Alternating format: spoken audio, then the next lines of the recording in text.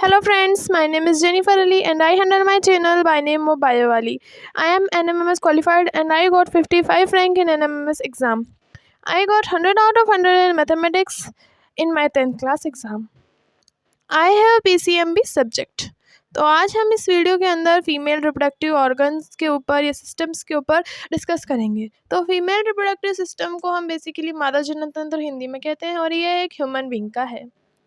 इसके अंदर जो मैं अभी ड्रॉ कर रही हूँ वो मैं ड्रॉ कर रही हूँ यूट्रियस, और ये यूट्रियस की वॉल्स हैं जो मैं इस टाइम पर भी ड्रॉ कर रही हूँ। तो बेसिकली जो एम्ब्रियो या जो जायगोट जो बनता है फर्टिलाइजेशन के बाद में, तो वो यूट्रियस के अंदर ही होता है और उसी के अंदर एक एम्ब्रियो जो है वो बनता है और गर्भ का विकास भी इसी के अंदर होता है। यानी इसके अंदर जो है एम्ब्रियो के ऑर्गन्स का डिफाइन किए जाते हैं, वो स्टेज भी यूट्रियस के अंदर होती है। इसके बाद ये यूट्रियस जो है आगे जाके यानी इसका जो ओपनिंग होती है या जो एंडिंग होती है, जैसे भी आप समझें, वो 2 पाइप्स में डिवाइड हो जाती है जिसे हम कहते हैं ओविडक्ट। तो जैसे कि हम ओविडक्ट यहाँ पे देख सकते हैं जो मैंने अभी ड्रॉ किया है, ये 2 ओविडक्ट्स हैं और इसके आगे जो है वो उसका फुनल पार्ट है। अब इसके बाद ये क्या करते हैं कि जो जायगोट फॉर्मेशन है या जो अंडाशय बन रहा है, अंडाशय जो है वो भी पेयर्ड होते हैं और अंडाशय जो है वो अंडाणु बनाते हैं। तो जो अंडाणु बन रहा है वो इसके अंदर जो है ओविडक्ट से होता हुआ यूट्रियस में जाता है। ओविडक्ट के अंदर ही पूरा फर्टिलाइजेशन होता है और जायगोट फॉर्मेशन भी इसी के अंदर होता है और धीरे धीरे जो है एम्ब्रियो यूट्रियस में बनता है। अब इसके बाद ये जो येलो कलर का उसका अपर पार्ट है वो होता है फंडस, और इसके बाद ये जो पाइप खुल रहा है ये एक आगे जाके चौड़ाई में बदल रहा है जिसे हम कहते हैं अंडाशय या हम कहते हैं उसको ओवरी। अब ये ओवरी जो होते हैं ये पेयर्ड होते हैं और ये ओवा बनाने का वर्क करते हैं। अब ओवा और it is also a gland, और ये आल्सो ग्लैंड भी होती हैं। तो ग्लैंड क्यों होती हैं, तो पहले हम इस चीज़ पे डिस्कस करते हैं। तो ये ग्लैंड इसलिए कहलाती हैं क्योंकि ये प्रोजेस्टेरोन और एस्ट्रोजन हार्मोन्स का सिक्रेशन करती हैं। ओवरीज पर मंथ ओवा जो है एक ओवा को सिक्रीट करते हैं।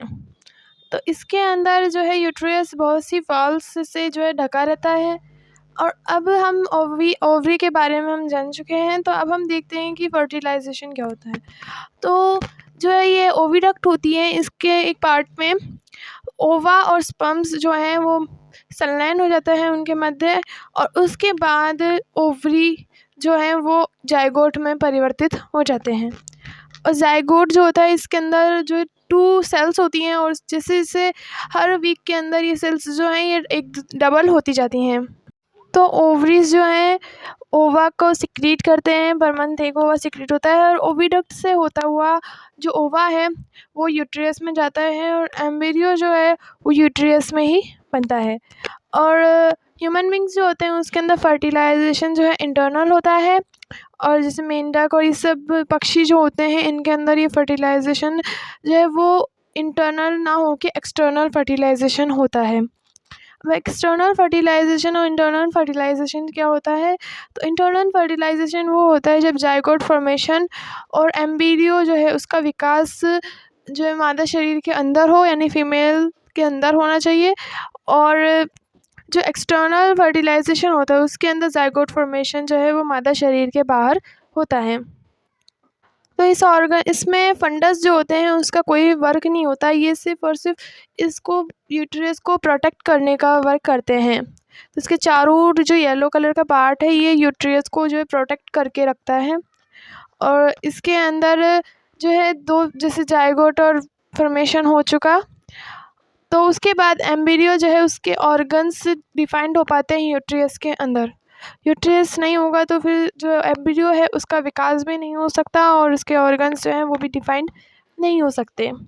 तो अब हम ओविडक्ट, ओवरी, यूट्रियस इनके बारे में जान चुके हैं। तो हम अब देखते हैं कि जरायुज अंडपरजक कौन होते हैं। तो जरायुज वो होते हैं जिसके अंदर जो है ओवा मादा शरीर के बाहर बनता है। ऐसे जो साधारण भाषा में हम देखें तो जो अंडे देते हैं वो अंडपरजक होते हैं और जो अंडे नहीं देते हैं वो जरायुज होते हैं। तो ह्यूमन बींग से जरायुज होते हैं क्योंकि इनका ओवा जो है वो मादा शरीर के अंदर ही रहता है।